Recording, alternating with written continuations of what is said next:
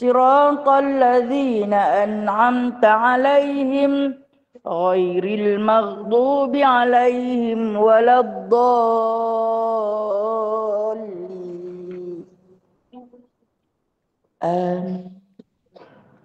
Surah Kahfi ayat 1 hingga 10. A'udzu billahi minasy syaithanir rajim. Bismillahirrahmanirrahim. Alhamdulillahilladzi anzala ala 'abdihil kitaba wa lam yaj'al lahu 'iwaja qayyiman liyunzira ba'san shadidan min ladunhu wa yubashshiral mu'minina alladzina ya'maluna as-shalihat anna lahum ajran hasana makithina fihi abada wa yunzira alladzina qalu ittakhadallahu walada ma lahum bi min ilmin wala li abaihim kaburat kalimatan takhruju min afwahihim in yaquluna illa kadhiba fala'allaka baqi'un nafsaka ala atharihim illam yu'minu bihadzal hadithi asafa inna ja'alna ma 'alal ardi zinatan laha linabluwahum ayyuhum ahsanu 'amala wa inna laja'iluna ma 'alayha sa'idan jurza.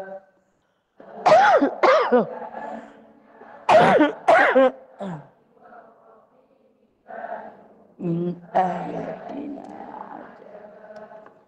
إذ أوى الفتية إلى الكهف فقالوا ربنا آتنا من لدنك رحمة وهيئ لنا من أمرنا رشدا. سبحانك اللهم وبحمدك أشهد أن لا إله إلا أنت أستغفرك. صدق الله العظيم. Baca kunut nazilah. Bismillahirrahmanirrahim. Allahumma salli ala sayyidina. Saya ni suara tak ada lah. Pompong kena perah. Tak kena ada seorang ganti tadi ni. Allahumma salli ala sayyidina. Allahumma salli ala sayyidina. Allahumma inna naj'aluka fi nuhuri a'daina wa na'udzu bika min syururihim. Allahumma baddid syamlahum wa farriq jam'ahum wa shattit kalimatahum wa zalzil aqdamahum wa sallit alaihim kalman min kilabik ya qahar ya jabbar ya muntaqim ya Allah ya Allah ya Allah. Allahumma ya munzil al-kitab ya mujri as-sahab ya hazim al-ahzab izimhum izimhum izimhum wansurna alaihim. Allahumma inna naj'aluka fi nuhuri a'daina wa na'udzu bika min syururihim.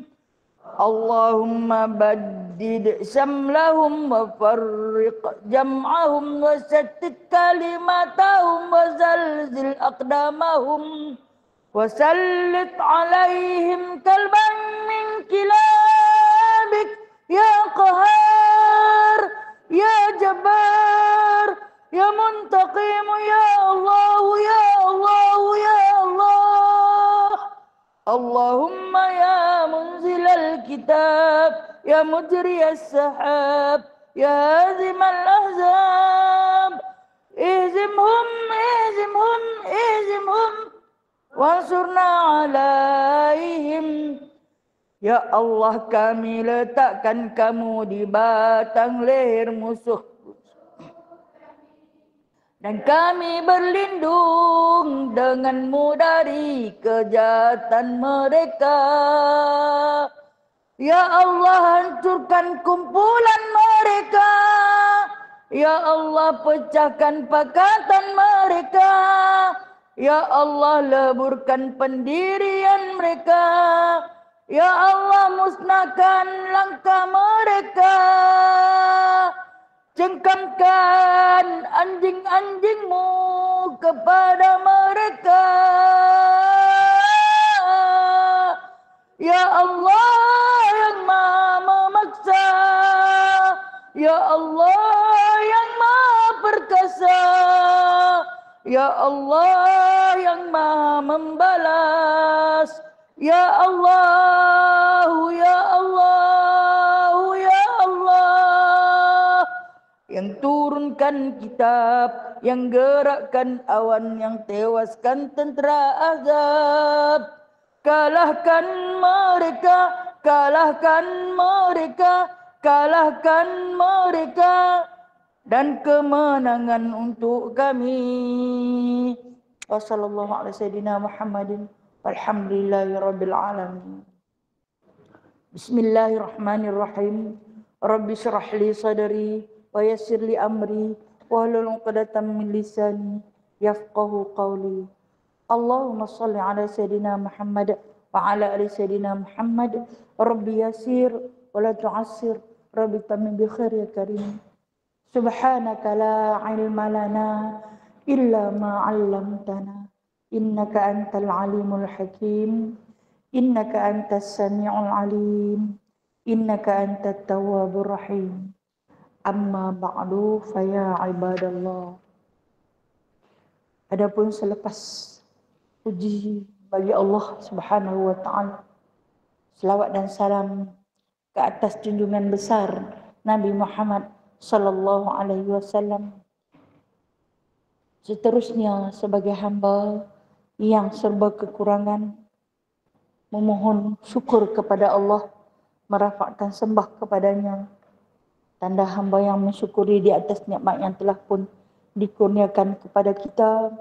Pagi ini kita dapat lagi kembali bersama-sama untuk kita duduk di dalam satu halaqah, satu ruang majlis ilmu, satu majlis yang paling diridai dan dikasihi oleh Allah dan dicintai oleh Rasulullah sallallahu alaihi wasallam.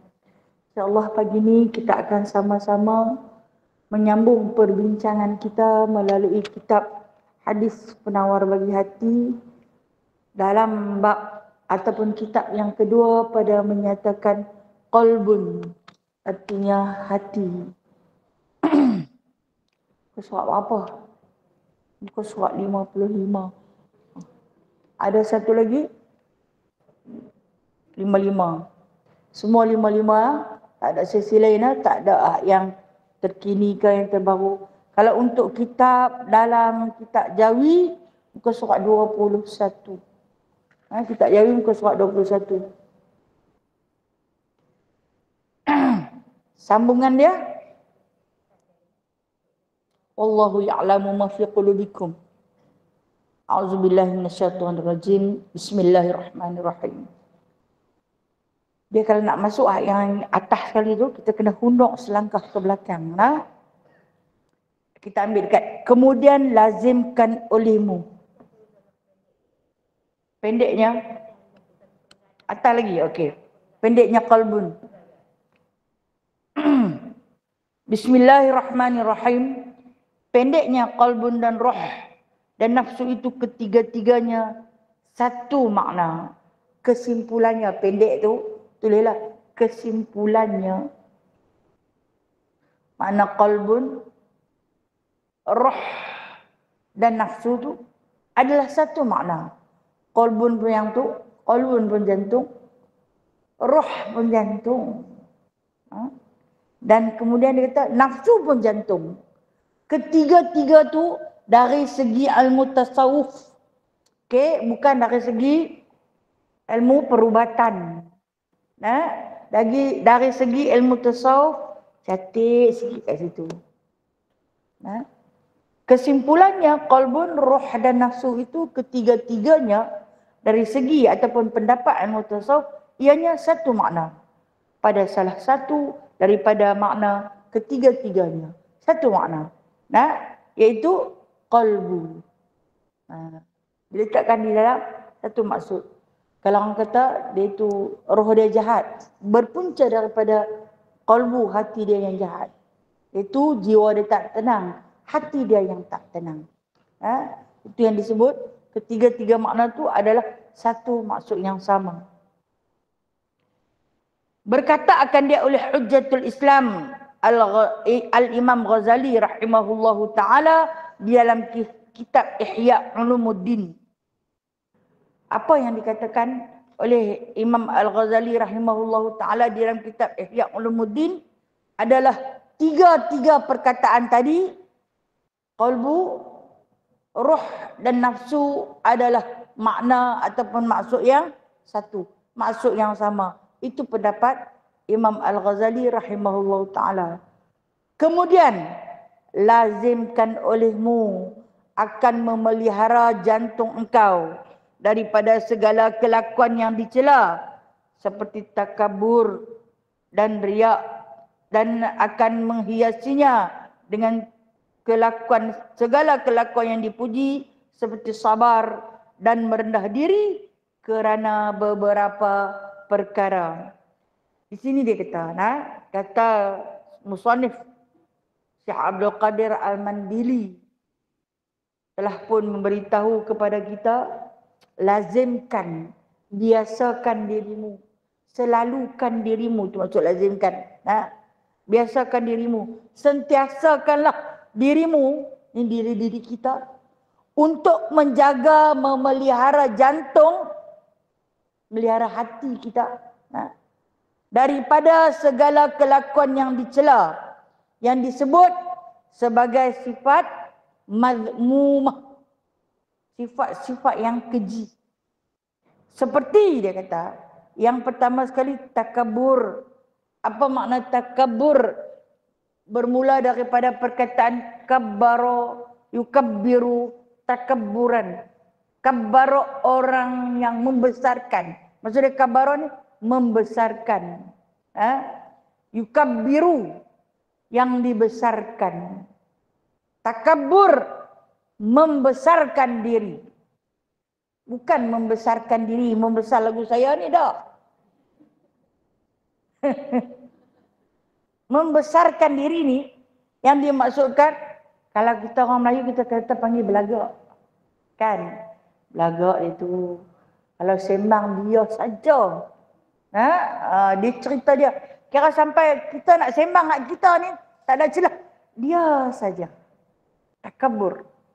Bermegah-megah dengan pinjaman daripada Allah.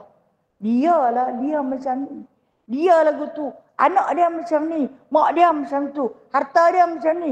Rumah dia macam tu. Takabur dengan penuh kebanggaan.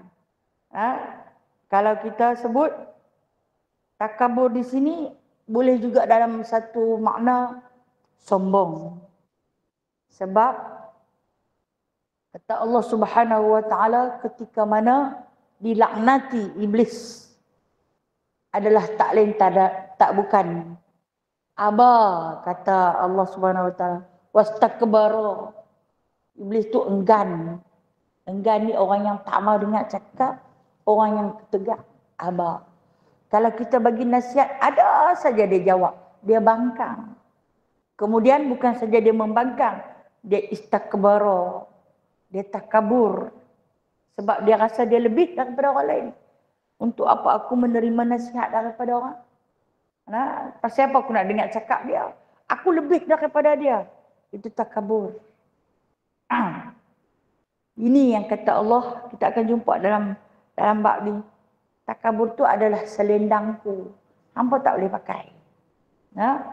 Allahu Mutakabbir.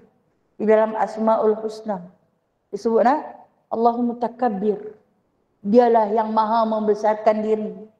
Dia boleh cerita, boleh Allah Ta'ala bertakabur dengan kita sebab langit dan bumi dia punya. Itu dia bersifat takabur. Boleh tak? Layak tu dia kata itu selendangku. Hampa tak boleh pakai. Aku punya. Jadi kita nak membesarkan diri, kita nak belagak dengan barang orang. Kita nak puji diri kita dengan barang orang. Benda pinjam kot. Inilah yang dimaksudkan dengan takabur yang boleh melemparkan iblis daripada syurga dan kemudian direjam di dalam neraka selama-lamanya hanya kerana takabur. Kalau dibandingkan dengan ilmu, dia paling banyak ilmu. Kalau ada ilmu tapi tidak ada adab, maka neraka tempat dia. Ilmu dengan adab kena selari. Bahkan adab lebih dahulu. Kita ni Islam itu diselaputi oleh adab, dilindungi oleh adab, kemudian isinya ialah ilmu. Dan seterusnya amal. Itu sifat pertama dia kata. Yang kedua riak. Riak ni menunjuk. Asal daripada perkataan ro'a. Tadi takabur asal daripada perkataan kabbara. Kalau riak asal daripada perkataan ro'a. Ro'a, yaro, ria'an. Ini adalah satu isim masdar. Yakni menunjuk-nunjuk. Menunjuk ni maknanya di atas perbuatan yang baik yang bersangkut paut dengan pandangan manusia, dia akan cari. Ada siapa main? Ada orang tu main. Boleh. Dia nanti pergi awal. Pasal apa? Sekali kau tu tengok aku main dulu. Kau tengok siapa pun tak ada lagi. Dia tengok aku main dulu. Kau tu tengok aku paling rajin antara semua. Kalau tidak dia duduk saja. Dia nampak orang tu nak main. Dandan dia pergi cari yang buruk angkat payuk. Tidak dia tahu apa pun. Itu riak. Itu dari segi amalan, perbuatan. Dia hidup jauh, tak main dekat dengan orang duk bekerja pun. Dia nampak kawan tu main, dia pun kalut. Itu riak. Dia nak tunjuk dekat orang. Dia bukan buat kerana Allah. Yang kita lah sampai basah jerlun. Kata dia main-main, dia pegang, senduk. Geramnya aku. Dia nak tunjuk ke orang.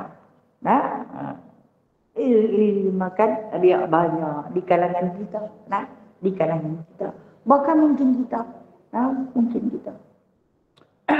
Dan hiasinya lah, dia kata. Hiasinya dengan segala kelakuan yang dipuji. Ini sifat mahmudah. Tadi mazmumah. Yang terkeji ini mahmudah. Hiasilah hati ini, qalbu kita ini dengan sifat yang terpuji. Di antara sifat yang paling terpuji ialah sabar. Benda ni adalah paling susah. Sabar. Orang selalu kata kita sabarlah. Hidup sabarlah ni. Yang dapat terani ni pasal duduk sabarlah. Kalau kata aku tak sabar, tak tahulah dia di mana. Kan? Sabarlah. Kalau kata kita seorang-seorang, pesan pada hati. Sabarlah wahai hati. Sabarlah. Sedut nafas dalam-dalam. Keluarkan Allahu Akbar. Allah lah yang besar. Tak ada yang lebih besar daripada Allah. Sifat kepujian itu maha besar adalah milik Allah. Tarik sekali lagi. La hawla wa la quwwata illa billahil aliyyil azim. Tidak ada daya, tidak ada upaya melainkan dengan kekuatan Allah yang maha agung. Lepas pelan-pelan. Sedut lagi nafas. Lepas sekali lagi. Alhamdulillah. Kerana Allah menguruskan emosi. Bukan kita yang uruskan. Dalam sedutnya nafas kita, dalam helanya nafas kita, kita sedang memohon pada Allah diberikan kesabaran. Kadang-kadang mengetak, tahan sabar. Tapi sedutlah. Mohonlah pada Allah. Ucap mula-mula. Allahu Akbar. Apa nak buang sifat takabur kita? Sudut yang pertama, Allahu Akbar. Aku jangan marah sebab Allah Maha Besar. Dialah yang lebih besar. Aku ni siapa? Tak ada apa-apa dengan aku. Sedut sekali lagi. Itu pujukkan hati. La hawla wa la quwata illa billah. Tak ada daya ya Allah. Aku tak berdaya. Aku tak ada kekuatan. Melainkan mengharapkan padamu. Dan sedutan kali ketiga. Alhamdulillah. Allah sedang mengurus emosi kita. Yang tak berapa nak sabar. Orang suka cakap, aku ni, sabar aku ada had. Kan? Bukanlah tebal mana, senipis kulit bawang. Kira paling nipis lah tu. Dekat nak terkoyak tu kan. Atau istilahnya orang suka kata dia koyak. Apa yang koyak tu? Sabar dia yang koyak. Kan? Kena sikit dah koyak. Apa yang koyak tu? Sabar dia yang koyak. Nah, pasal apa? Pasal nipis. Kita mungkin di antara yang senipis tu. Di antara yang senipis tu. Tengah-tengah marah, orang main bagi nasihat. Sabarlah. Hak yang tukang bagi kata sabar tu pun kena tadi lah. Sabarlah. Kenapa? Sabar ini dapat menundukkan beberapa jenis sifat yang paling dikeji. Sabar ini boleh menundukkan rasa marah. Sabar ini boleh menundukkan rasa takabur. Sabar ini boleh menundukkan rasa riak. Bermula dengan sabar. Dia nanti tunduk. Dia bagi jatuh. Ataupun dia turun sikit gerah kita tu. Nah, yang nak meninggi. Yang nak rasa kita paling lebih pada orang. Paling hina manusia. Apabila dia merasa takabur. Dia masuk di tengah-tengah orang. Dia rasa dialah yang paling hebat. Paling hina manusia tu. Bila dia rasa dia betul semua, paling hina manusia tu. Bila dia merasa dia baik belaka, itu manusia paling hina. Tetapi yang menguruskan sifat-sifat tersebut adalah sabar. Sabar, jangan tunjuk ke orang. Sabar, simpan dulu. Jangan tunjuk ke orang. Jangan kata ke orang. Sabar. Panahnya, ya Allah. Cabut turun depan-depan. Sabar. Duduklah dalam tengah panah pun tak apa. Rimah gatai gaku. Sabar. Dia sabar ini adalah penghulu bagi segala perbuatan yang keji. Bila dia ada dalam diri kita akan terpelihara daripada sifat-sifat yang terkeji. Kemudian dia kata, lepas ada sabar sebagai penghulu, untuk mengawal sifat-sifat yang terkeji dalam diri kita, diikuti dengan satu sifat. Merendah diri. Merendah diri. Bukan jalan bongkok, tidak.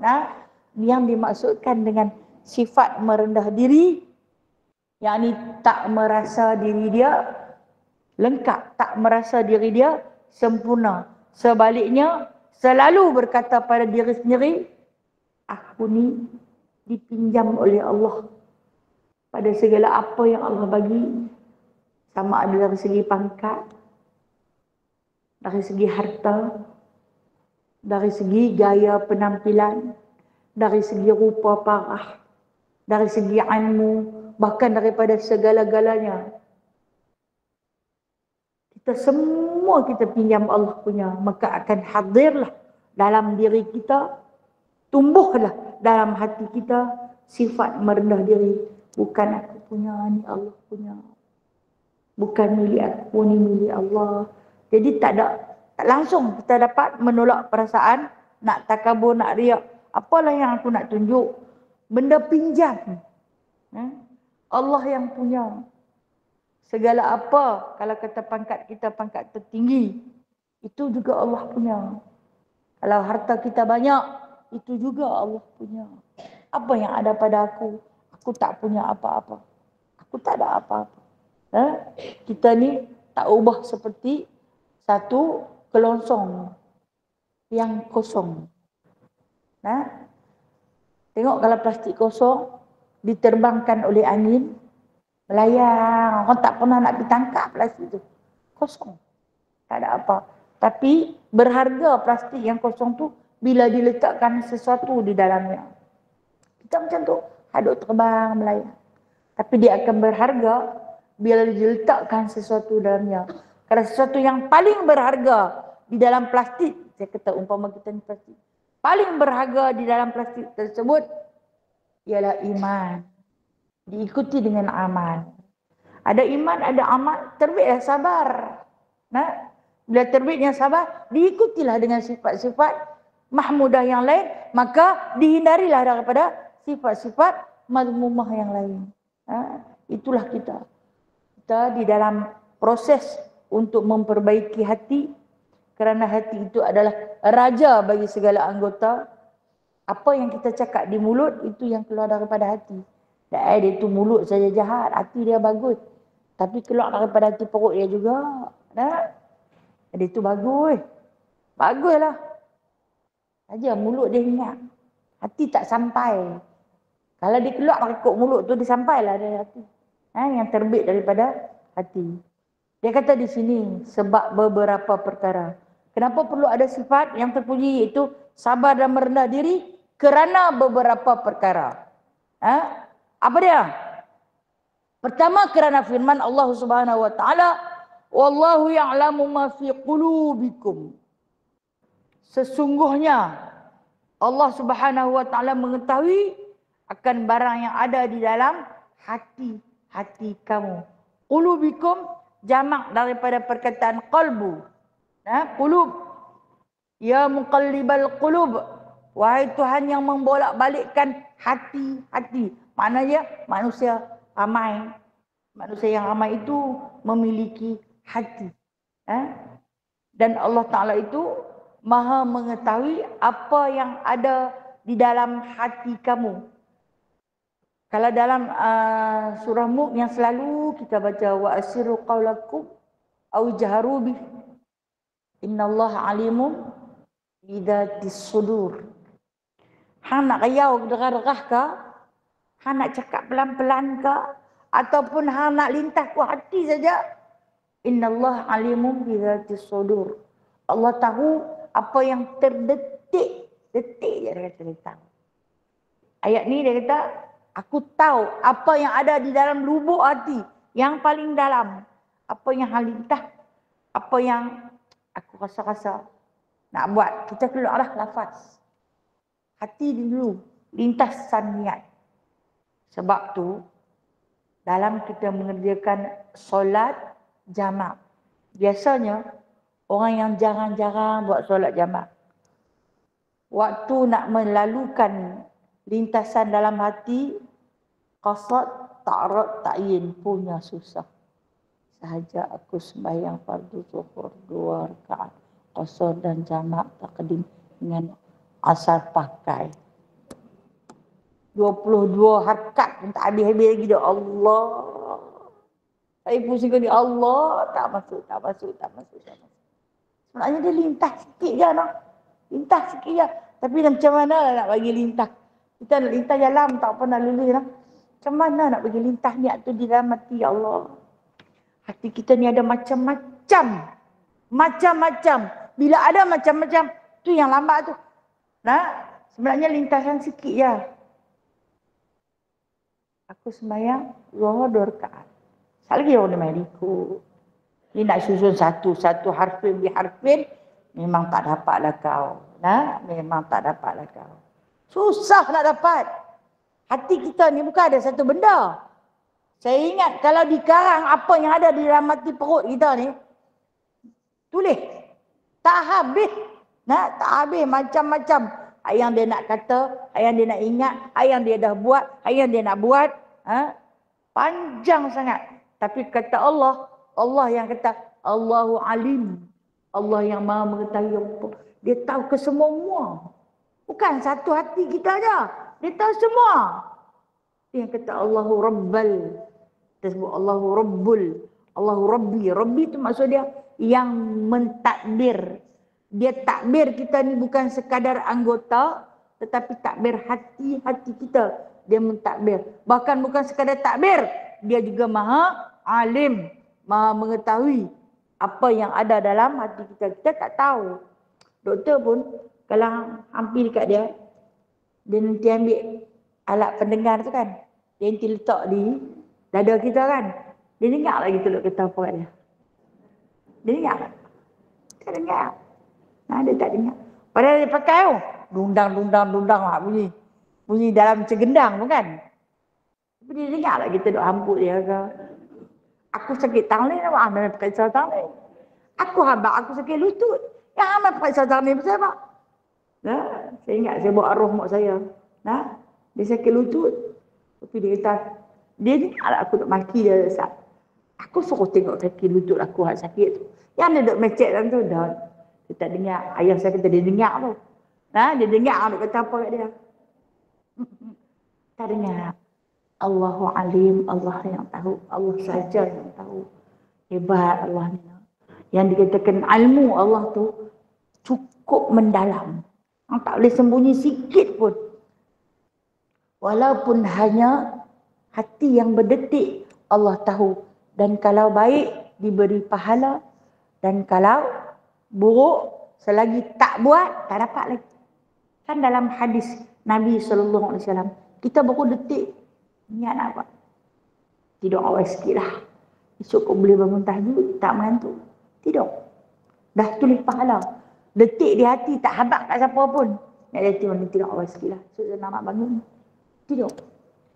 Dah ditulis pahala. Terjaga.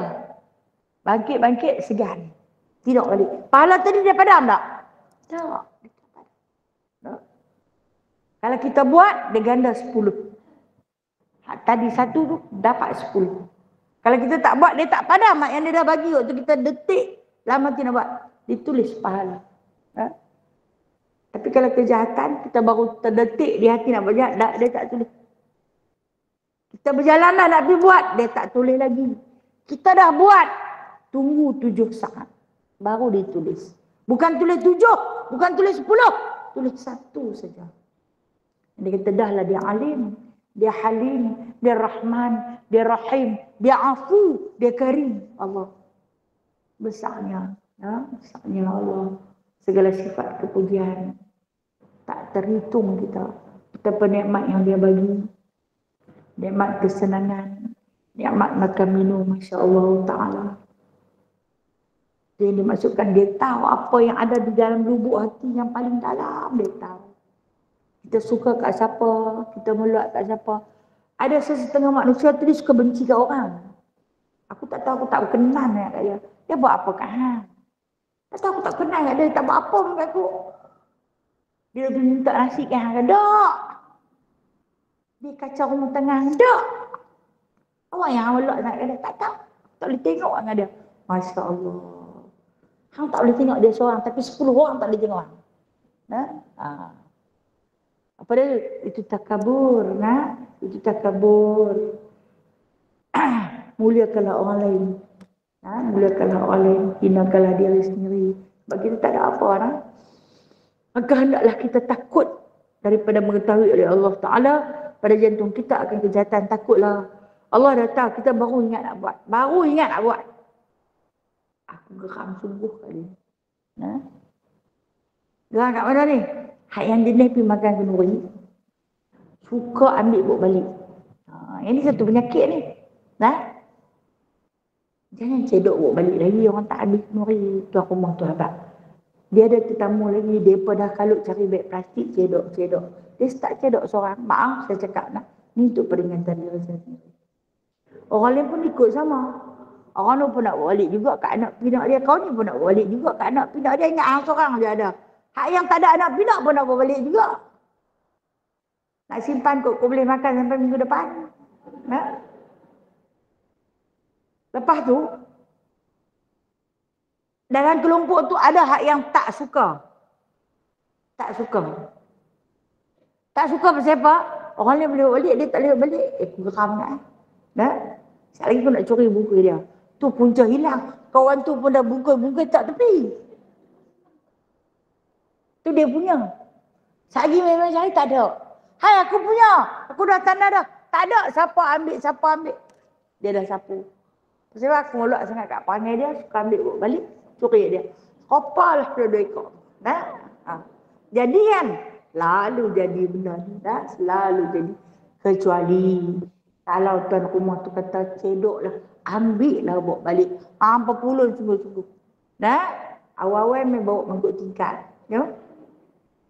Dia duk usaha ya tengok. Hari ni mak tak masak, tunggu sat lagi mak bawa balik. Janganlah mak, janganlah macam tu lah. Ini yang kita kata. Kita meluat kat perangai itu. Bila kita benci, kita jangan buat perangai macam tu.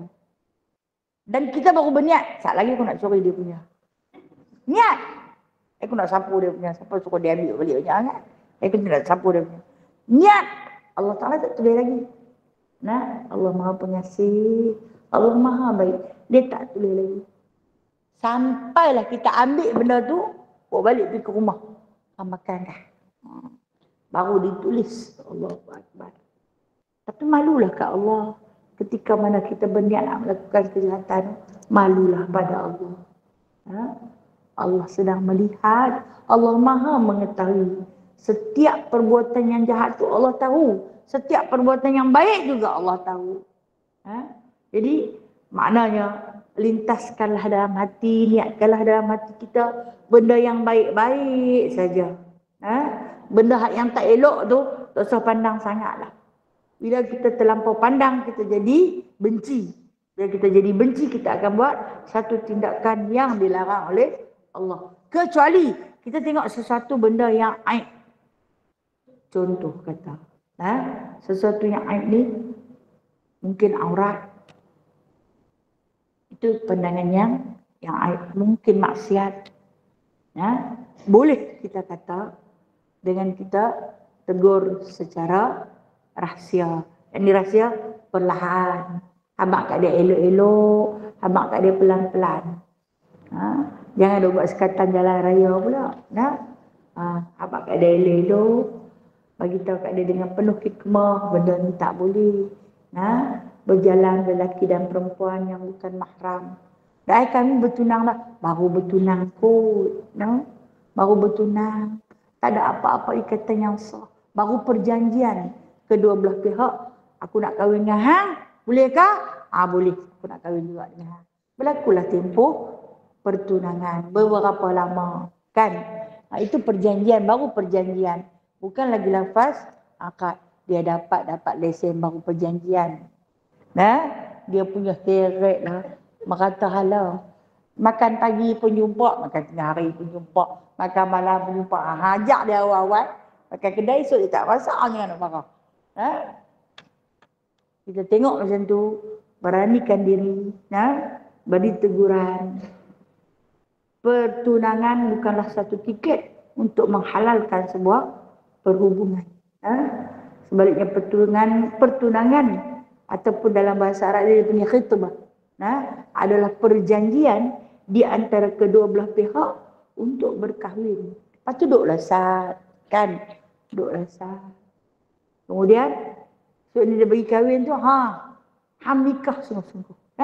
Kahwin sungguh-sungguh. Orang-orang lah ni yang hidup dalam zaman yang moden, kalau kata bertunang tak keluar, kalau mana ada, kan? Saya bertunang 4 tahun tau. 4 tahun, bukan setahun umur saya. Daripada umur 15 tunang. Umur 19 kahwin. 4 tahun bertunang. Kalau nak abad lebih baik. Tapi nak kata, baru akhir balik ikut dia bagi. Baru akhir balik pun dia nak bagi sebab. Di antara sebab kenapa mak saya ni dia kata, aku malu pada dunia bimbang anak perempuan aku buat maksiat. Jadi satu-satu cara nak menghindarkan, dia anak lelaki dia tak apa, anak perempuan dia. Nak menghindarkan daripada anak aku melakukan maksiat, aku habaq dah, hang nak kena kahwin dengan sekian. Maka jaga diri. Jaga diri. Biasalah kita ada zaman-zaman jahil kita kan. Zaman-zaman memberontak kita kan. Zaman baru nak besar, saya kata zaman baru nak akil balik. Kalau kita tengok Sayyidatina Aisyah radhiyallahu anha. Dia nak ikut-ikut dalam sejarah. Seawal usia 6 tahun, Sayyidina Abu Bakar nak bagi dah dekat Rasulullah. Bimbang. Kalau kita tengok Sayyidatina Asma, Sayyidatina Asma juga dinikahkan awal. Sebab bimbang. Kerana pada diri satu jasad wanita itu ada fitnah. Sungguh kita ni daripada hujung rambut sampai hujung kaki kita ada fitnah. Semua kita tak pandai baca. Rambut kita aurat, kan? Kaki kita aurat, seluruh tubuh kita aurat. Muka dan tangan dia yang bukan aurat. Kerana pada sekujur tubuh wanita itu adanya fitnah.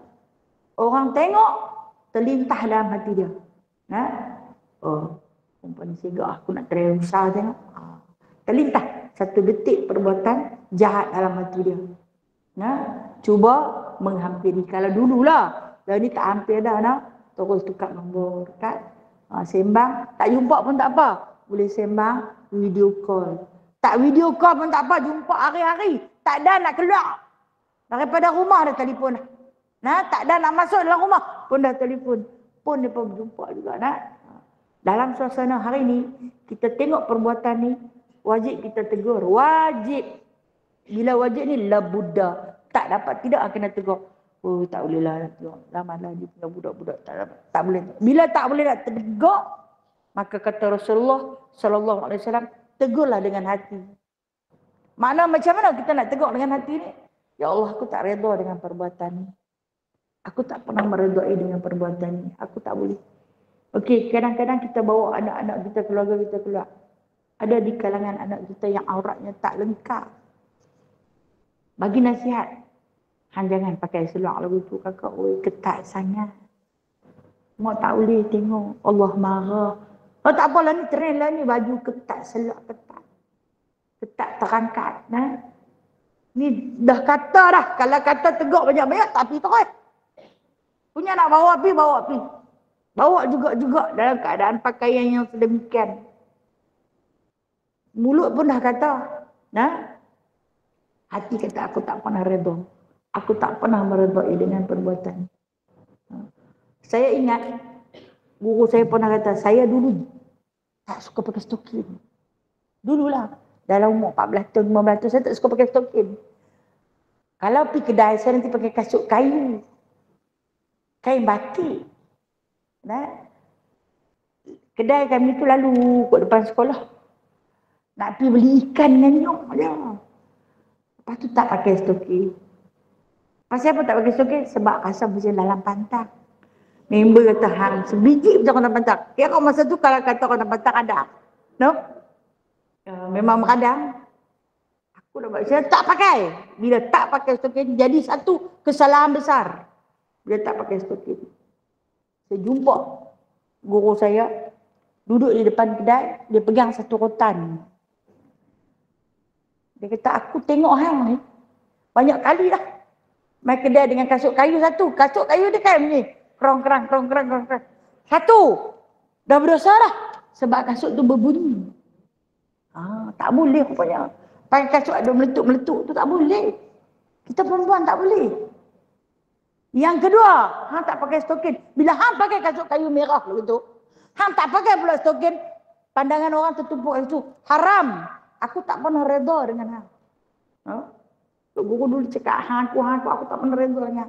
Allah, tetap tentu rasa macam nak kencing dan kena. Punya takutlah. Yang lain semua elok. Dengan tudung labuh, dengan baju labuh.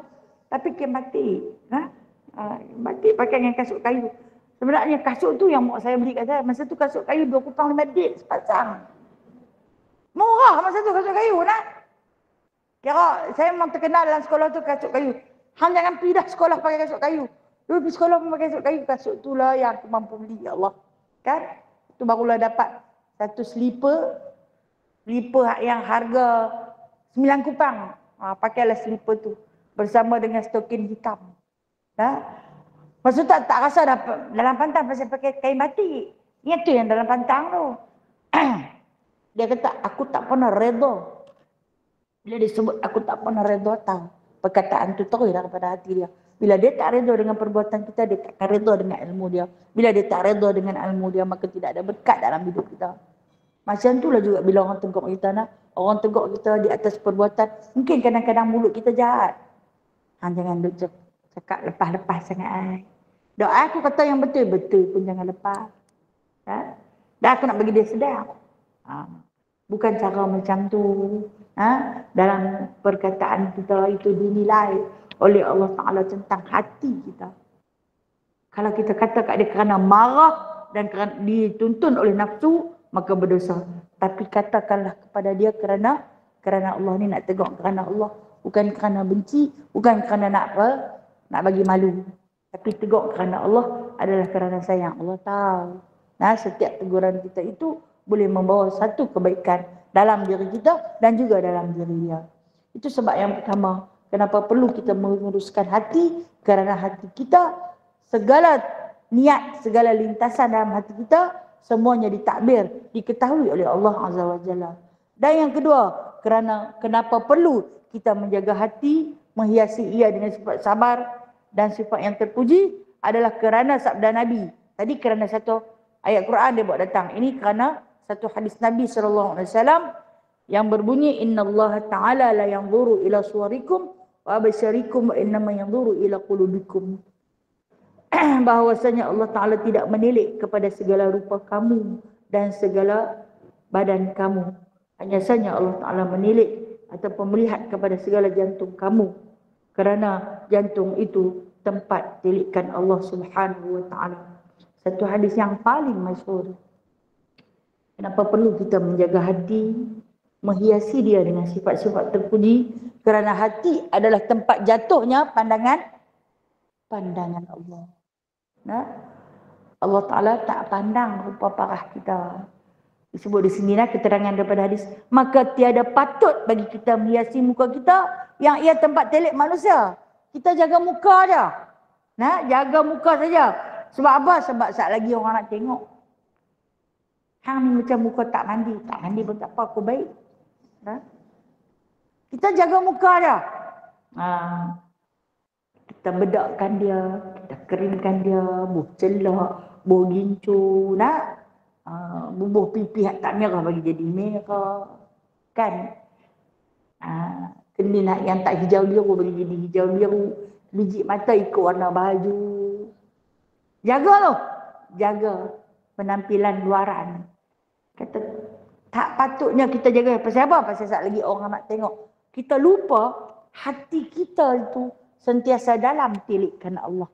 Hati kita ni sentiasa dalam pandangan pengawasan Allah.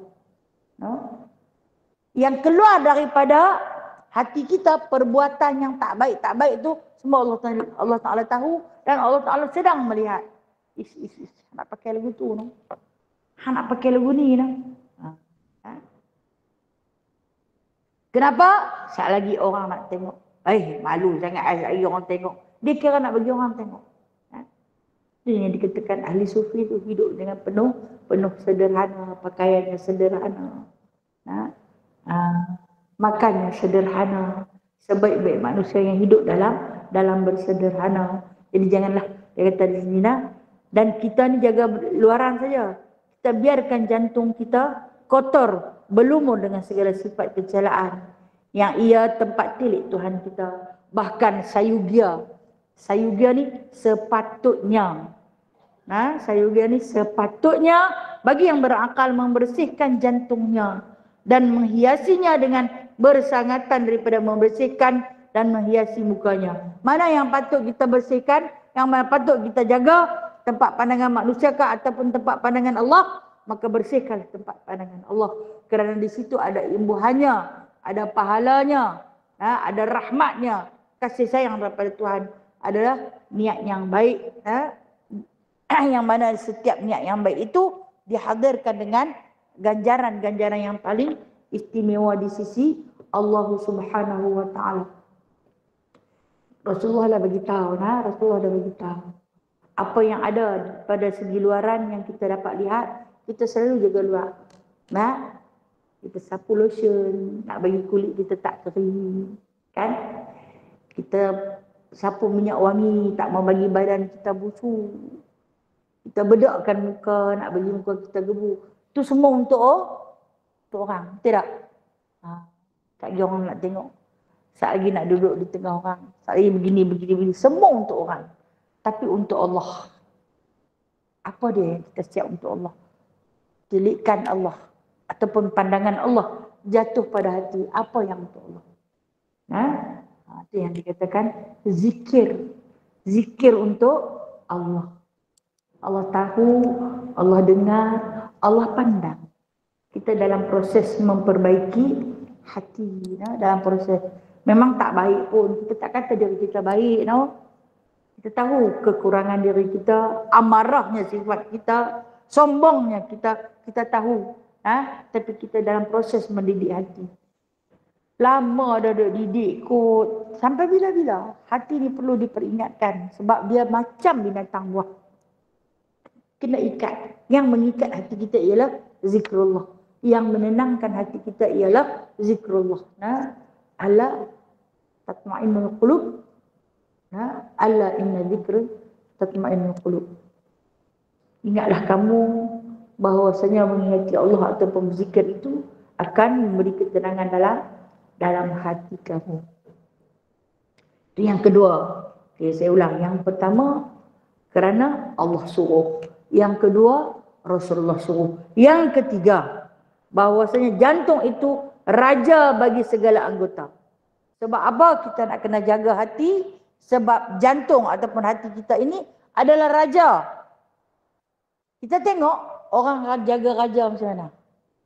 Dia nak pergi mana-mana bukan naik sebiji kereta dah. Kereta raja ni bukan duduk paling depan. Bukan duduk paling belakang. Dia duduk di tengah. Cermin gelap gelita. Kita ni tunggu nak jenguk. Tak nampak. Sikit bayang pun tak nampak. Pasal apa? Pasal raja. Jaga. Macam mana manusia jaga raja?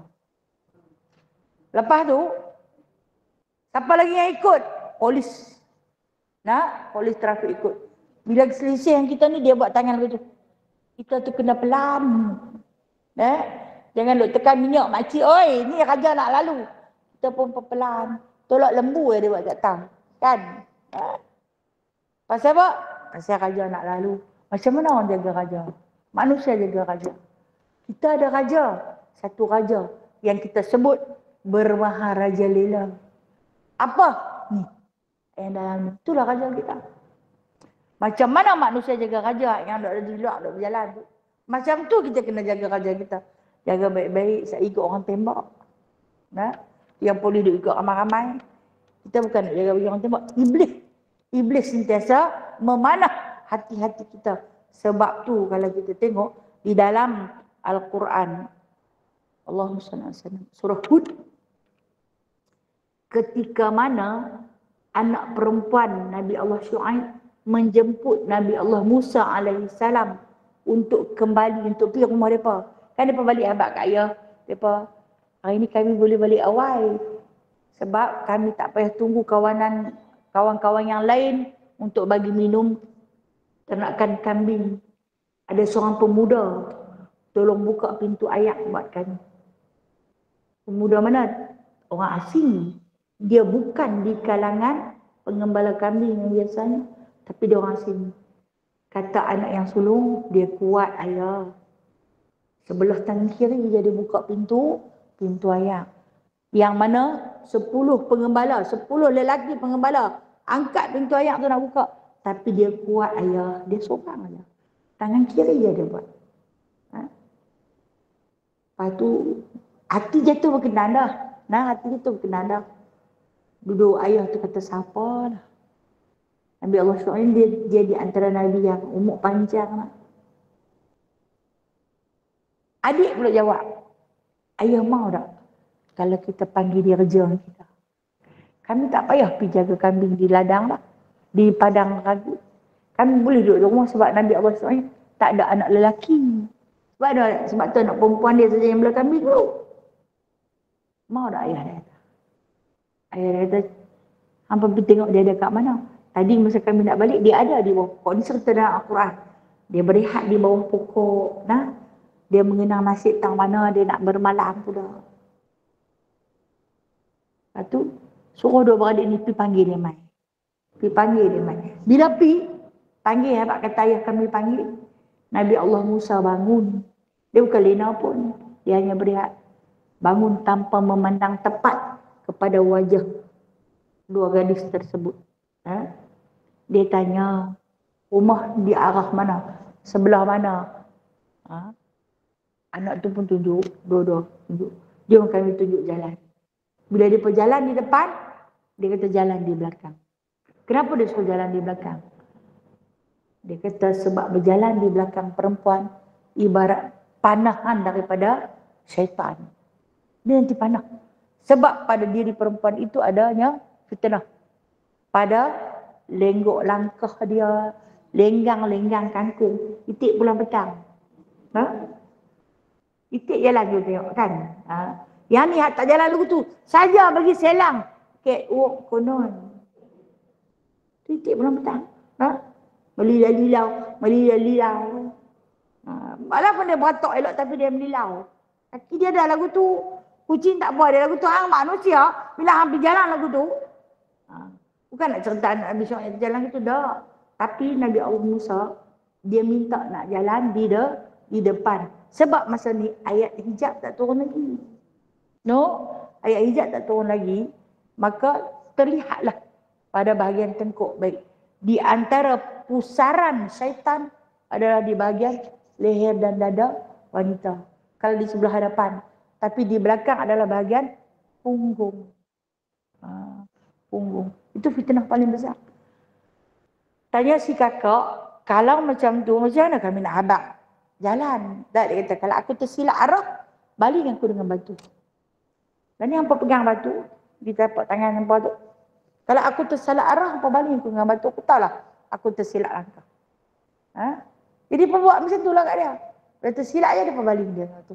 Dia tersilap, dia baling dia dengan batu. Dia pun tak tahu. Sebab apa dia dijemput. Rupanya orang nak panggil dia kerja. Kita tengok lah. Nabi Allah Syuaib. Bila sampai dekat dia nak bagi kerja. Dia kata, hang pilih kahwin yang mana satu.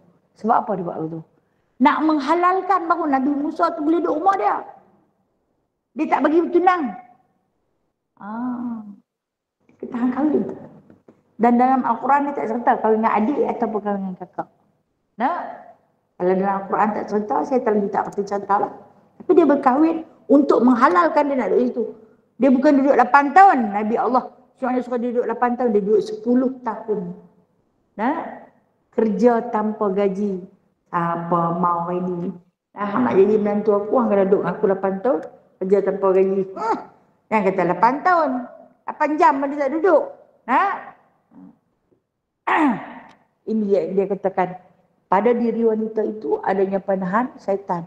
Bila mana orang lelaki yang bukan mahram tengok, jantung dia ni. Itu yang kata, jantung berdegup kencang, dudak. Sebenarnya, syaitan sedang mengatur satu langkah panahan. Lekat di hati dia. Timbul satu niat nak buat jahat. Timbul satu niat nak buat jahat. Kenapa Al-Quran menurunkan ayat hijab? Dia suruh orang perempuan tutup habis. Sebab dia tak mau bagi niat-niat jahat dalam hati untuk mata-mata yang jahat memandang, maka akan terbitlah satu niat yang buruk. Bila niat di hati nak buat benda yang buruk, anggota akan ikut buat. Itu yang kata raja tu. Dia niat dalam hati, maka anggota akan buat. Tangan, kaki akan bergerak. Kejar dia kah? Bermulalah perbuatan-perbuatan yang dilarang oleh Allah Azza wa Jalla. Itu yang dikatakan hati adalah raja bagi segala kejahatan dan dia juga raja bagi segala kebaikan. Kalau kita niat buat baik, maka baiklah perbuatan yang akan kita lakukan. Kalau kita niat buat jahat, maka jahatlah perbuatan yang kita lakukan. Tapi dalam masa yang sama, niat dah baik dah. Tapi ada di sebaliknya. Ada di sebaliknya. Okey, contoh.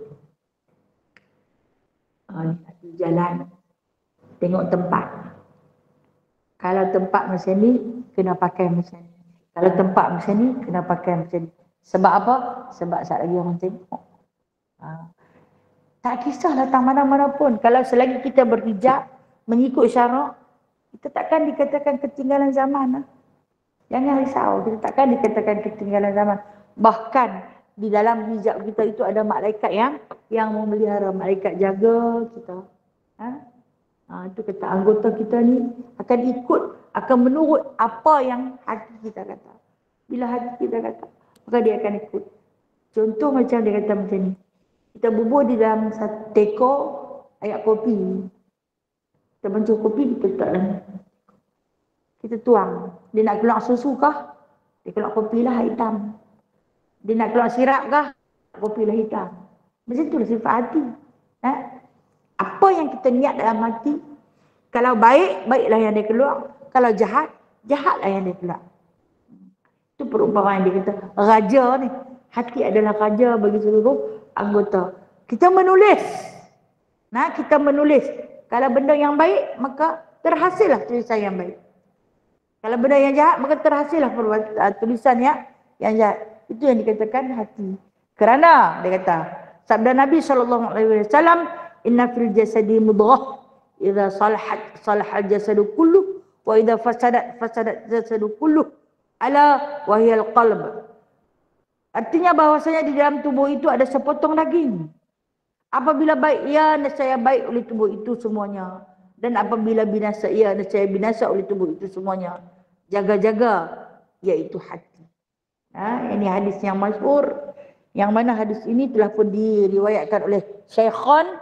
Syaikhan ni siapa? Imam Bukhari dan Muslim.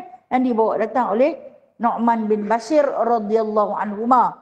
Yang mana kata Nu'man bin Bashir, aku dengar Rasulullah kata, dalam diri manusia itu ada mudghah.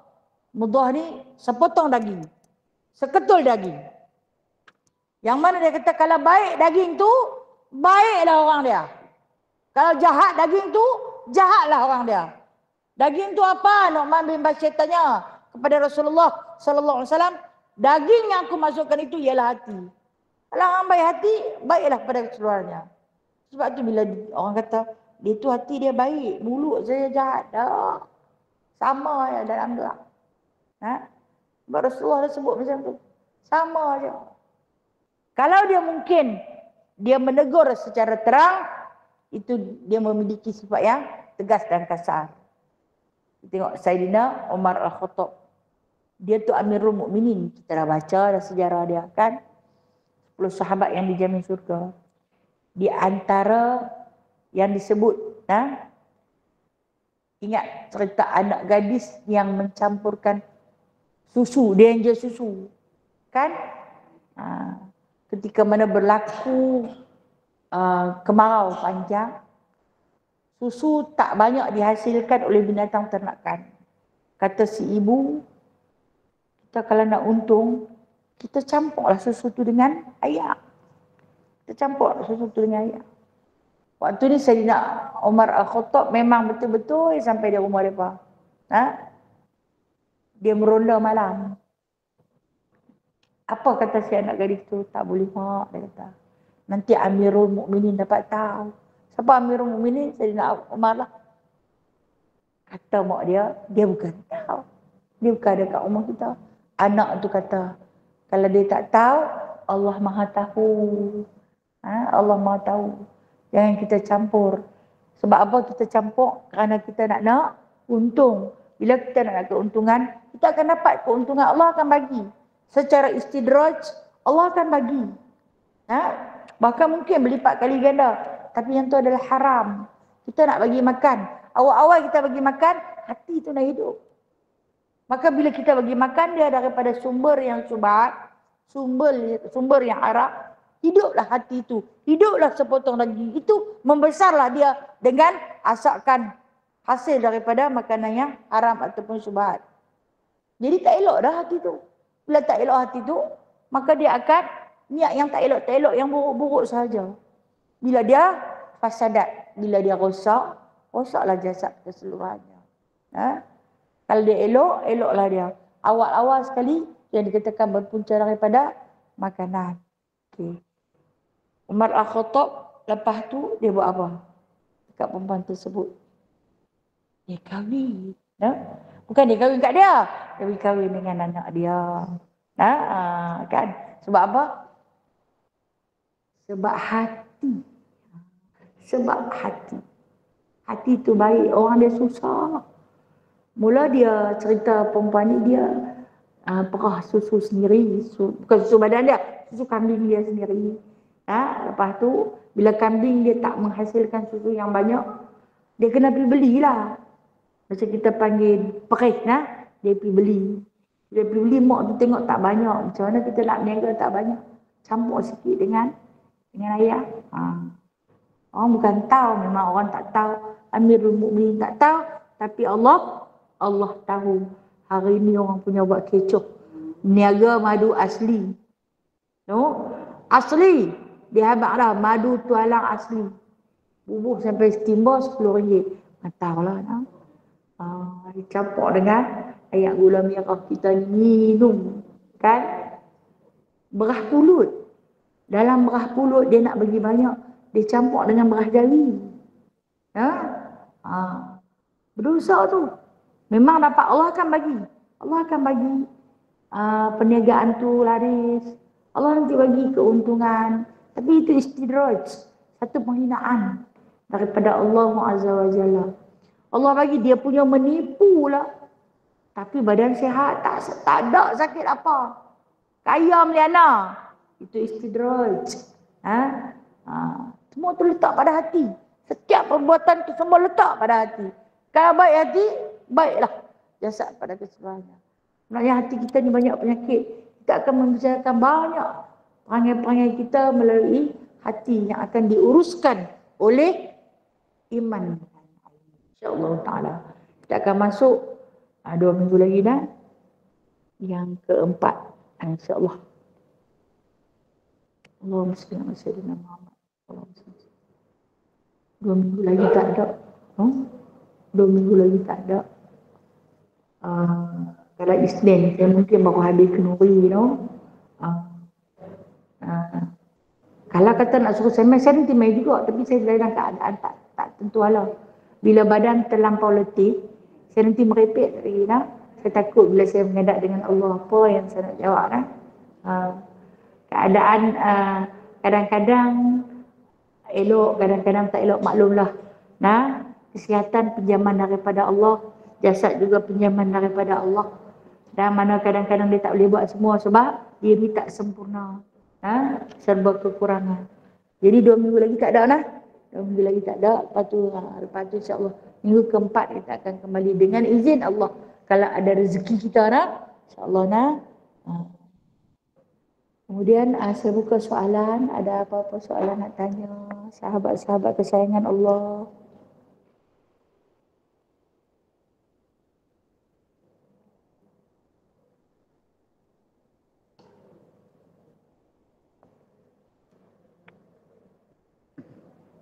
Okey.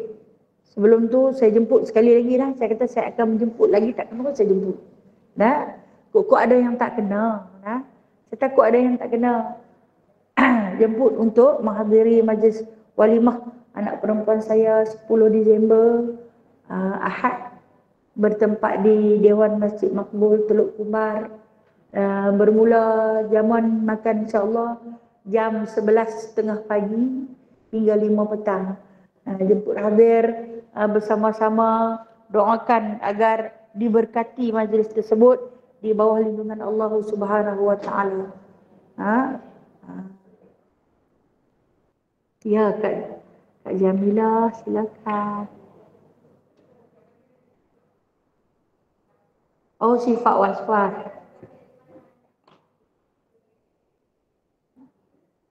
Okey. Terima kasih Kak Sifat waswas, menguruskan sifat waswas. Allahumma salli ala sayyidina Muhammad. Saya nak share tentang contoh waswas ni Waswas ni dia dari hati.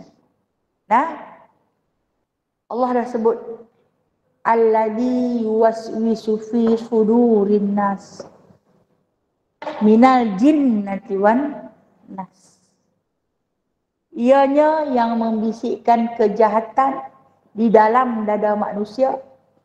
Dia mai daripada kalangan jin dan juga manusia.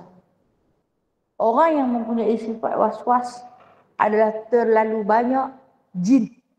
Jin ni kumpulan iblis, kumpulan syaitan yang terlalu banyak menghuni dalam hati kita. Dia akan membisikkan kejahatan. Di antara kejahatan yang dia bisikkan, sah ke tu? Tak lagi, hang sembahyang tak sah. Sebab apa? Sebab wuduk hang tak sah. Bolehkah ni? Tak boleh lagi. Tu yang kita mandi. Sampai dah kejut. Kejut dah. Rupanya tak boleh lagi, tak selesai. Ada lagi tak kena, ada lagi tak kena. Tu yang orang duk mandi lama-lama dalam bilik air. Kalau dia masuk saja bilik air, orang tiabak lah. Lagi tak sejam dia tak keluar. Kita jenuh tunggu. Keluar tak putih pun. Kan? Pasal apa? Dia rasa tak suci. Lagi dia basuh, lagi tak suci. Lagi dia basuh, lagi tak suci. Sebenarnya, was-was ni, bila dia terbit daripada hati, di antara cara ini cara yang saya kongsilah. Guru saya bagi, dia kata, tampak di belikat kiri dia tu. Tampak di belikat kiri dia tu.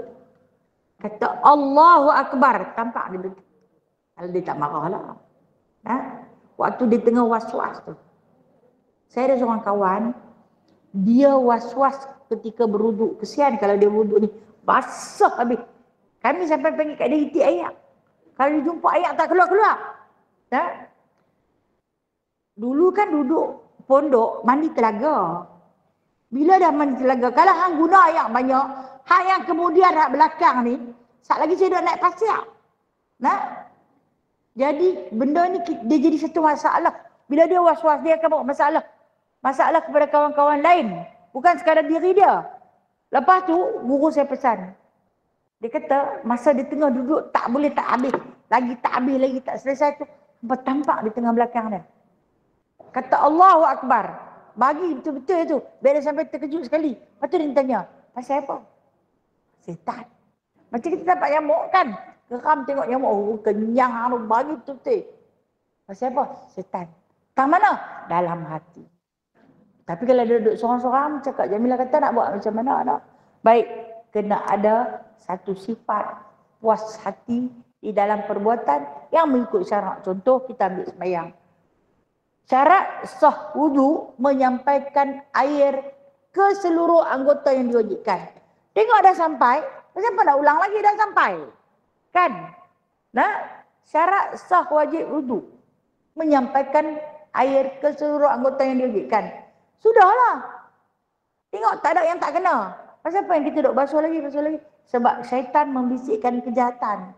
Tak kena tu. Tak kena. Kita dah basuh sampai kaki. Bila dah basuh kaki, nak langkah keluar kan pijak air. Air bekas mandi tu dia kata tak boleh. Tu air bekas mandi yang pijak. Jadi air pertama masuk pula, basuh pula kaki, cari pula kasut, masuk pula. Alah tak boleh tinggal bilik air.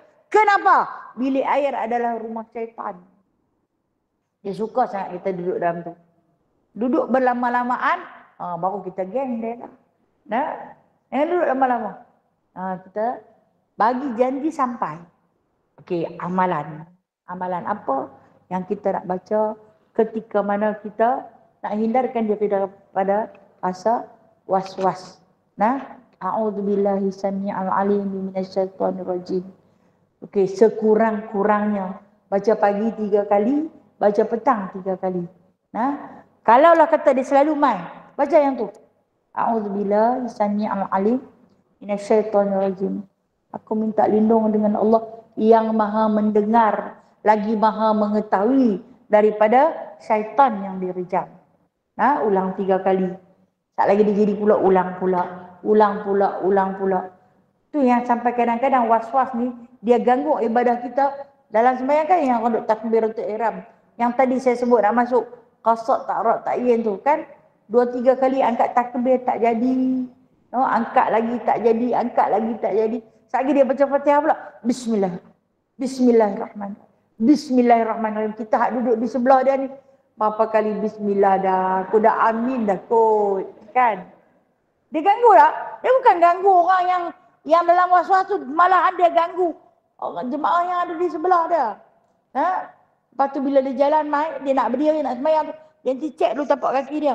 Cek tapak kaki, cek kiri, cek kanan, cek kiri. Jejak, cicak. Nampak habuk satu pergi basuh pula, masuk. Nampak pula habuk pergi basuh pula. Dia kata habuk ni habuk warna putih. Kok mungkin cicak yang hitam putih. Otak dia akan pergi sampai tu yang kata bisikkan daripada syaitan. Baca banyak-banyak. A'udzubillahi samii'al alim minasyaitonir rajim. Jadikan dia sebagai zikir. InsyaAllah ta'ala. InsyaAllah ta'ala.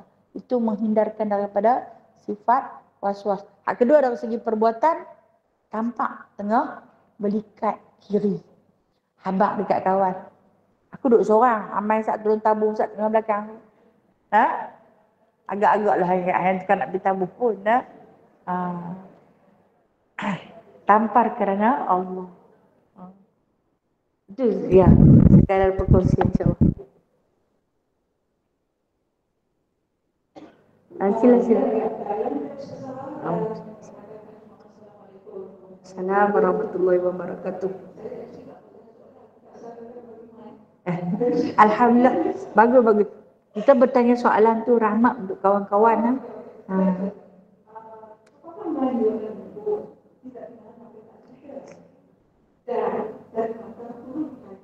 InsyaAllah. Itu hati. Bagaimana kita nak latih mata untuk menjadikan kita mata basirah supaya dapat hati dan tidak ada cerita-cerita. Walaupun sekali saya masuk sini, hati saya pun cerita. Wah, saya tak boleh. Kalau tidak cerita, tapi insyaAllah Allah tak ketik. Kita nak melatih mata hati pada basirah dan keindasan hati. Apa kaedah kita nak fokus supaya masuk ke hati. Okey, baik. Terima kasih. Dari mata turun ke hati. Memang dari mata turun ke hati. Mata ni dia fokus satu objek kan. Dia fokus kemudian tangkap objek tu. Hati fotostick. Walaupun dah tak ada dah gambaran tu, dalam hati tu ada lah. Dia boleh color apa, tinggi macam mana, senyum macam mana, apa yang ada. Punya cekap lah alat Allah Ta'ala bagi dekat kita ni. Dua alat yang Allah Ta'ala bekalkan, pinjamkan pada kita, mata dan hati. Dia ada ainul basirah, dia ada ainul lahiriah. Ainul basirah, mata hati. Pandang dengan mata lahiriah, kemudian dilekatkan di mata hati. Mata hatilah yang akan menang terus. Baik, macam mana kita nak jaga agar pandangan mata kita dan pandangan mata hati kita selari benda yang baik saja. Pandang yang baik-baik, maka dia akan fikirlah yang baik-baik. Sebab tu, di mana yang disebut di dalam hadis Nabi SAW, satu hadis yang saya tak ingat matan dia, tapi saya ingat maksud dia. Jamulah pandangan mata kamu dengan pemandangan yang paling diredai oleh Allah. Apa? Di antara pandangan yang dapat pahala. Nak menghidupkan basirah, ainul basirah, pandangan mata hati. Pertama, memandang Al-Quran. Itu pandangan yang menghidupkan ainul basirah, pandangan mata hati. Ingat, kita kalau baca Al-Quran, ada ayat kita terlupa, Allah Ta'ala nanti bawa main. Allah Ta'ala nanti bawa main. Kita ingat perkataan di depan tu. Sebab tu, cara kita nak menghafaz, tengok dulu, baca dulu, ulang 40 kali. Pasal apa? Ni, mesin di dalam ni nak tangkap objek dia. Nak tangkap gambaran dia. Nak lekat. Baru dia lekat yang elok-elok aja. Bila kita pandang hak tak elok, maka tak eloklah hati kita. Kalau kita pandang yang cantik, maka cantiklah hati kita. Sebenarnya, macam mana kita nak mendidik hati adalah dengan pandangan mata lahiriah. Bila kita tengok sesuatu, walaupun benda tu nampak tak elok, cari yang paling elok. Macam Nabi Allah Isa dengan Hawarin, 12 orang Hawarin kan. Bila mereka berjalan, mereka jumpa bangkai anjing yang berulat-ulat. Semua sahabat 12 Hawarin tu pakat ludah, pakat kutuk bangkai. Siapa yang suka tengok bangkai? Ulat naik bergembut dengan busuknya. Apa kata Nabi Allah Isa alaihi salam? Gigi anjing tu putih. Cari Pandangan yang elok. Cari pandangan yang elok. Apa dia? Walaupun dia berulat, tapi gigi dia putih. Maka yang lekat di hati, gigi anjing tu putih. Tak lekat pada dia, hak yang busuk tu. Tak ada. Dia boleh letak. Jalan macam biasa. Tu, bila kita pandang sesuatu yang baik, lekatlah yang baik. Walaupun kita pandang yang tak elok, tapi lekat yang baik. Okey, kita tengok tai anjing. Tai anjing. Kita akan kata anjing kau ajak subuh dia kat mata. Memang dia kau ajak lah. Kat sekolah. Kan? Dia kat mata. Okay. Apa yang kita nak pandang kebaikan di sebalik tai anjing? Tai anjing ada kebaikan tak? Ada sikap kumbang. Untuk mencernakan Allah Ta'ala hantar kumbang ni. Untuk mencernakan najis tersebut. Agar najis tak penuh di atas muka bumi ni. Hebat Allah Ta'ala tu. Cari kebaikan. Di sebalik apa, walaupun benda tu benda buruk kita pandang. Cari yang baik. Dan saya boleh mendidik ainul basirah. Nah, pandangan mata hati untuk yang baik-baik saja. No? Mata lah kena jaga. No? Betul. Betul istilah pepatah Melayu. Dari mata turun ke hati. Pandang-pandang tu. Hati terus berkata-kata kan. Kita cari yang baik. InsyaAllah hak baik itu membuahkan pahala. Yang buruk itu membuahkan bala. Wallahu a'lam. Assalamualaikum Ustazah, nak tanya satu. Waalaikumsalam warahmatullahi. Silakan insya-Allah. Okey, macam kalau kita marah kat seseorang tu, kita tak cakap depan dia, kata kita marah belakang dia lah, macam kita mengadu kat Allah. Kita nak minta maaf dengan orang tu atau kita minta ampun dengan Allah saja? Baik, terima kasih. Cantik soalan dia. Dia kata kalau kita marah dekat seorang-seorang tu, tapi kita tak marah dekat dia, tak marah dekat dia. Memang nak marah di dalam ni. Tapi kita tak cakap dekat dia, tak luahkan perasaan marah. So makna dia ada satu sifat terpuji apa dia? Sabar, kan? Dia sabar. Sehebat, sekuat-kuat manusia, bukan yang menang bertumbuk tu. Tetapi sekuat-kuat manusia yang boleh menahan kemarahan dia. Itu orang paling kuat. Dia tahan, dia tak bagi tahu. Dia tak lahirkan kemarahan dia. Sebaliknya, dia ambil satu tindakan mengadu pada Allah. Mengadu pada Allah. Ini yang terbaik. Ini yang terbaik. Tapi adakah perlu minta maaf kat orang tu? Tak payah. Tak payah. Sebab marah dalam hati. Allah Ta'ala tulis dari kejahatan. Tak tulis, selagi kita tak zahirkan. Jadi, dia tak menjadi satu dosa. Sebab baru niat. Aku ni memang niat aku nak kata kat dia macam-macam. Tapi tengok muka tak tergamak. Tak keluar. Tak kata apa. Tak kata apa. InsyaAllah tak kata kalau aku kata. Jom kita pergi kata. Jadi ketika ni, adakah perlu kita minta maaf kan? Tak perlu. Sebab dosa tak ditulis. Dosa akan ditulis apabila perbuatan sebut dilaksanakan. Sekadar niat, dosa tak ditulis. Minta ampun pada Allah. Yang terbaik, mengadulah pada Allah. Tapi kalau kita mengadu kat kawan, jadi apa? Riba. Dah dia jadi mengumpat pula. Atau mungkin kita sekadar nak luah perasaan. Aku nak luah perasaan ni. Hang jangan takut tambah apa. Hang dengar sudah. Boleh. Tapi dah hang luah kat manusia. Dia takkan tak jampuk orang sikit-sikit dah. Hampir sembang kat dinding. Sembanglah dengan Allah. Kan Allah ada satu dakapan sakinah. Allah ada satu dakapan sakinah. Ketika mana kita mengadu. Tak kira lah mengadu waktu duduk ke. Mengadu waktu sujud ke. Mengadu pada Allah. Bila kita mengadu pada Allah Azza wa Jalla, kita akan dapat satu dakapan sakinah. Dia akan peluk hati kita dengan penuh ketenangan. Rasa macam tak ada apa-apa masalah. Boleh tenang lagi tu. Jadi sampai macam tu, boleh tenang lagi. Saya kemarin simpan kereta, saya kusur dah 3 hari. Saya simpan kereta di Masjid Seberang Jaya. Saya simpan kereta di Masjid Seberang Jaya. Naik bah. Bila balik main tengah malam, masjid tu dikunci pintu. Bah dah tinggal saya kat situ. Adalah kami 2-3 orang. Lepas tu pusing cari kok ada Pak Gad kok boleh sebelum buka pintu, tak ada. Saya ni nak tergelak juga. Itu kawan kata, hang ni kau heran noh. Macam mana hang boleh duk gelak? Tak apalah, kita panggil Grab. Grab buat balik kita. Esok kita pergi ambil kereta kita. Esok kita pergi ambil kata, ingat nak telefon anak, apa nak tidur lah malam-malam ni lah. Esok kena ambil aku tang. Tapi saya tak nak beli sigaret. Kawan kata, apa ada? Aku ada. Lepas tu dia nak kata ni seronok sangat dalam kereta. Seronok pasal apa kereta tak libur balik. Kan? Tak? Seronok lagi dia kata nak. Okay. Sebenarnya apa yang Allah Ta'ala buat tu penuh hikmah, penuh rahmat. Rupa-rupanya kereta saya brek putus. Pandanglah kepada mata hati, Masya Allah. Allah tu maha hebat, no? Sampai-sampai anak tanya, pasal apa balik negeri? Habak gini-gini. Dia pergi ambil. Kawan dia tu memang, dia pergi dengan kawan dia tu memang bukan buat kereta. Tidak, hari ni tak boleh main kuliah. Kata aku putih berat. Nah, hebat kan? Tu kata setiap musibah tu carilah solusi dia, cari Allah dulu.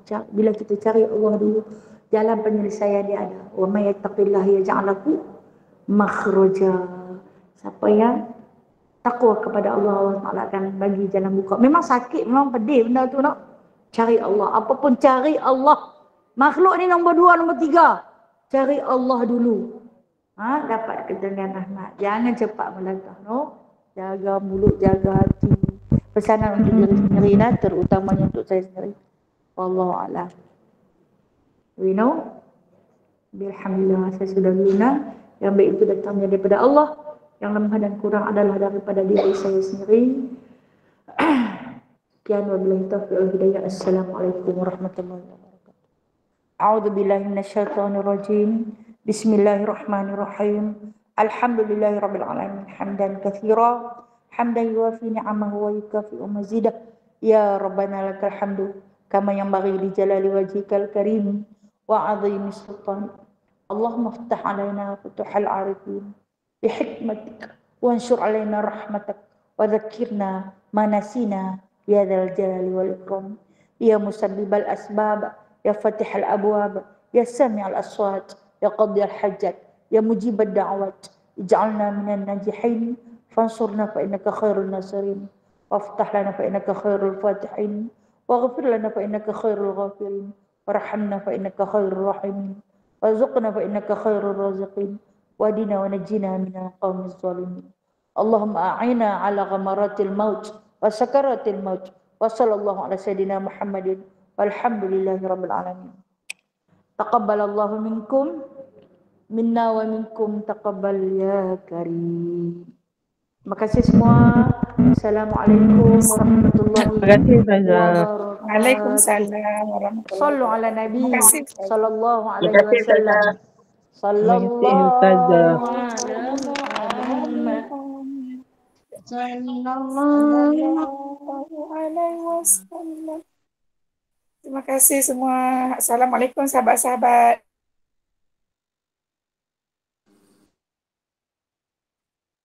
Waalaikumsalam warahmatullahi wabarakatuh. Waalaikumsalam Jumpa warahmatullahi lagi.